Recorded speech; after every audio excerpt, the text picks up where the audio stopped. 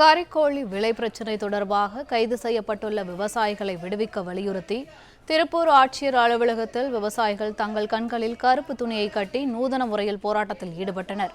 இதுகுறித்த கூடுதல் விவரங்களை எமது செய்தியாளர் செந்தில் வழங்க கேட்கலாம். வணக்கம் செந்தில், விவரங்கள் என்ன?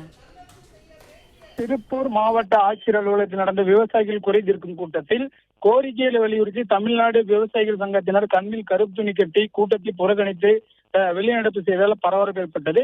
திருப்பூர் மாவட்ட ஆட்சியர் அலுவலகத்தில் விவசாயிகள் குறை தீர்க்கும் கூட்டமானது இன்று மாவட்ட ஆட்சியர் மணிஷ் நாரணவரை தலைமையில் நடைபெற்றது. இந்த நிலையில் கூட்டத்துக்கு வந்திருந்த விவசாயிகள், தமிழக விவசாயிகள் சங்கத்தைச் சேர்ந்த விவசாயிகள் கண்ணில் கருப்பு துணி கட்டியும் சட்டை மற்றும் சேலைகளில் கருப்பு பேட்ச் அணிந்தும் விவசாயிகள் கூட்டத்தில் பங்கேற்றனர்.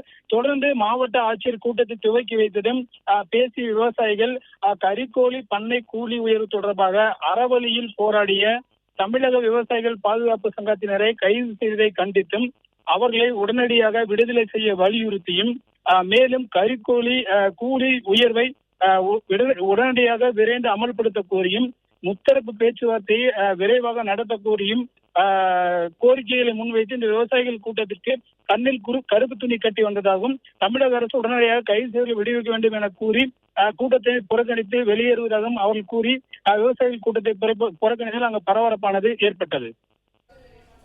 பிளே ஸ்டோர் மற்றும் ஆப் ஸ்டோரில் இருந்து பாலிமர் செயலியை QR கோடு மூலம் பதிவிறக்கம் செய்யுங்கள். செய்திகளை உடனுக்குடன் பெறுங்கள்.